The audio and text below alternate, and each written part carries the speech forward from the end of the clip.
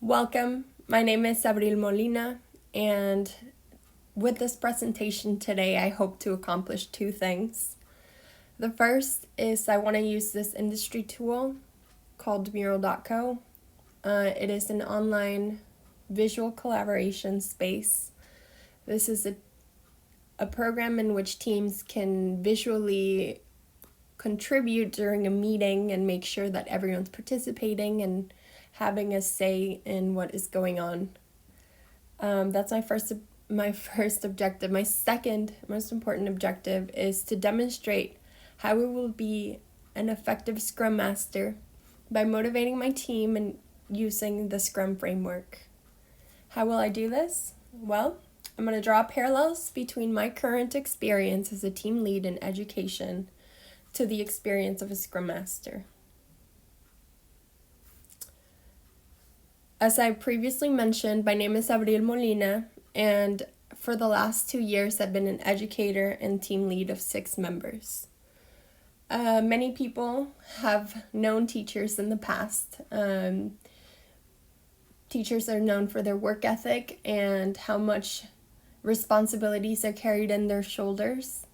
I've had the privilege of being an educator, and for the last 2 years, I've also been the team lead. So that means that many of the projects that were left to my grade level kind of fell on my shoulders, and it was my responsibility to make sure that the team was on the same page and make sure that any projects that we needed to do by the due date were being completed in the most efficient way. I believe that I carry many of the skills required from a Scrum Master. I got my certification sometime last year, and for me that was eye-opening to see that I already have many of the skills that are needed to fill that role. So, leading a teacher team, can it easily fit into the Scrum Framework? Of course, my answer is yes. Like in Scrum, I participated in our team both as a leader and a participant. We encountered many impediments in school as the year went on, and we used our weekly meetings to identify problems and how to solve them. Some of my responsibilities as a team lead included being able to listen attentively to my team members to understand the problems, lead the discussion in order to come to a conclusion or facilitate a solution. Also present that solution to administration and collaborate with my team and administration to implement the solution.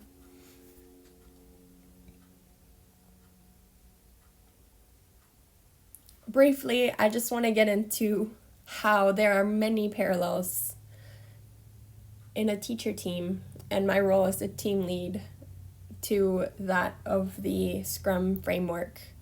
In this example, I will demonstrate how a project like delivering a field trip can fit into the Scrum Framework.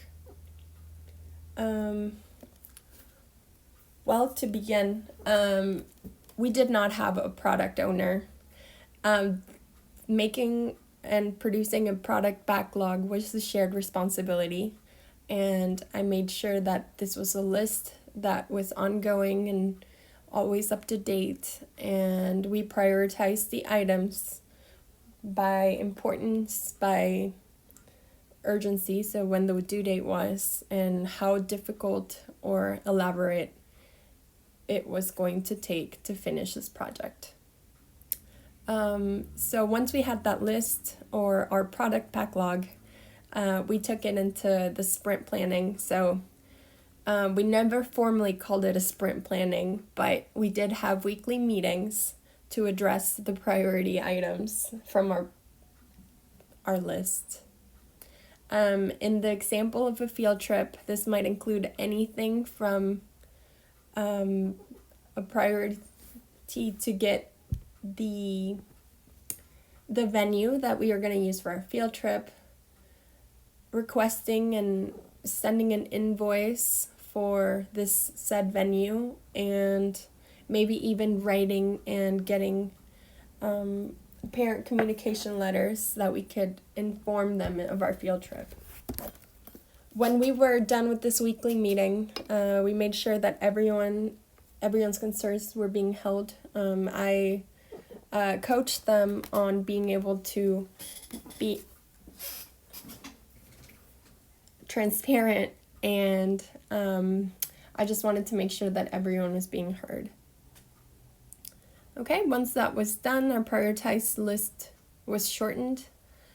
It was what in Scrum is said to be a sprint backlog. So it was a shorter list of the items we were set to achieve by the due date.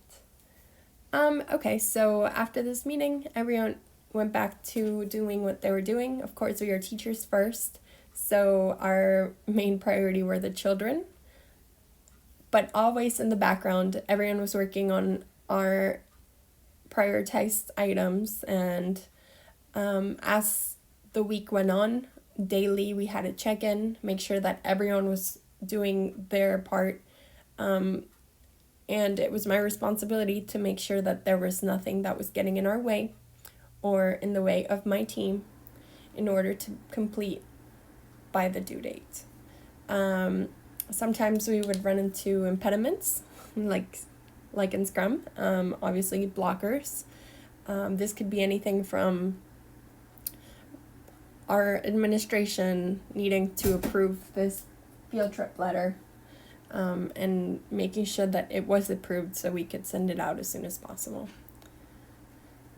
Finally, after what is called a sprint, again, we never formally called it a sprint, but after this, we delivered our increment. So this could be just turning something in by the due date, setting a date to present something, or even just sending an invoice. We had a sprint review, or just did we do the items that we said we were going to do? Is everyone on the same page? And also make sure that the stakeholders were happy. So our stakeholders in a school setting would be our administration, our parents, other educators, etc. And finally, our sprint retroactive. What went well? What could have gone better? This was very informal. My team was very open and receptive to me trying this framework. They wanted to be more efficient in doing our job, and they allowed me to practice this new technique for improvement, and we got good at doing this little or achieving this in the most efficient way. Okay, next. What didn't go well? Obviously, I ran into many roadblocks during my time in the position as team lead. The main one, or the one I want to highlight today, how was I going to lead teachers with more experience than I had? How was I going to tell them what to do? Well, first of all, my position as team lead is not one of authority. Just like a Scrum Master, I am a servant leader. I am not above them. I am here to make sure that they can do their job and that they can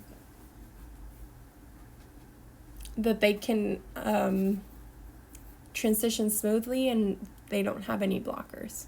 So how did I do this? I listened to their concerns and used the skills they had to our team's advantage. I accepted that they are experts at what they do, and it is my job to coach them on how to be team players, never to tell them what to do. Open communication. I stated my intentions. I asked for feedback and took any opportunity to improve. I also demonstrated that I am here to meet our objectives and empower our team members. What went well? After I received my Scrum Master certificate, again, I saw the parallels between my current position and the Agile methodology. This gave me an idea. Once I identified my professional strengths, I practiced Scrum in my current role. I wanted to see that I was actually good at it. It also helped me determine my next career move. So I am determined to get a position in Scrum as a Scrum Master.